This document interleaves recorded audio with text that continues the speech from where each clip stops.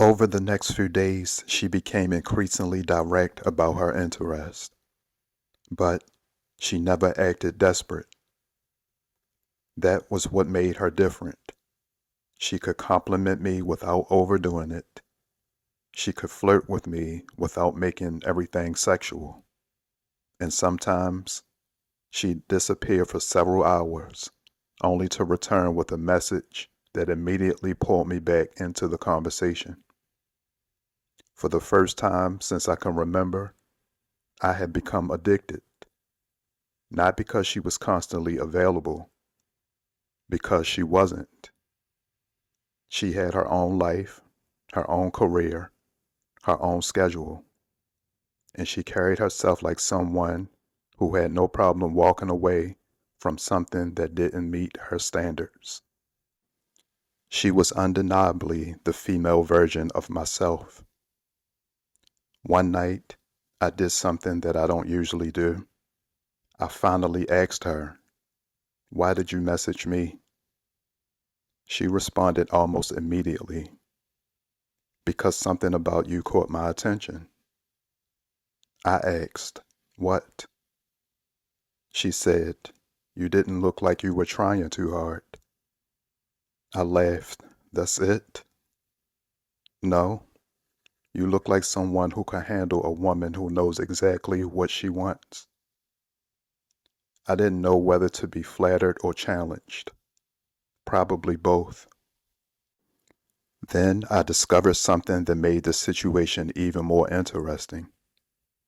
We weren't living hundreds of miles apart. We were in two different states, but only about 2 hours away from each other by car.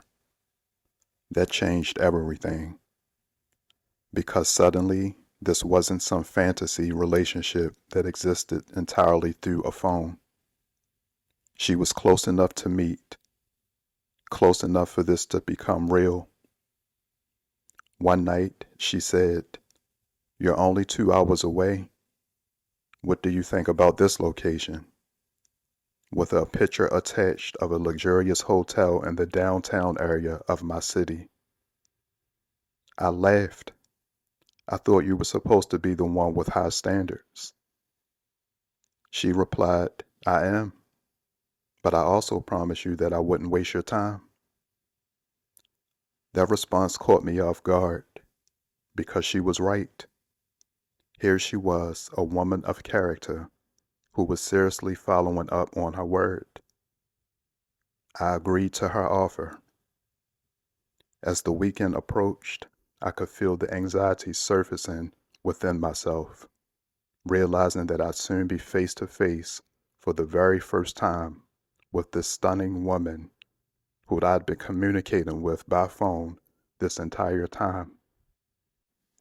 It was close to the Christmas holiday as well, which could become problematic as far as parking goes and potentially being congested amongst the crowd in the busy downtown area. Somehow, in this scenario, neither of my concerns turned out to be a factor. She had managed to book a top-notch suite within this 4.7-star rated hotel that came with all of the bells and whistles, according to her.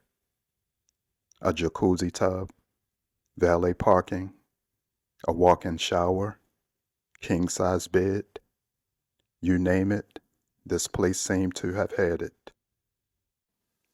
Plus, to my realization, by it being the holiday season, parking was free near this location until after the New Year's Day holiday. So, the only thing left to do was for her and I to meet face to face. And suddenly, the woman I'd been talking to through a phone screen became real. This is 50 Shades of Jay. If you're enjoying this content so far, be sure to subscribe and turn on notifications.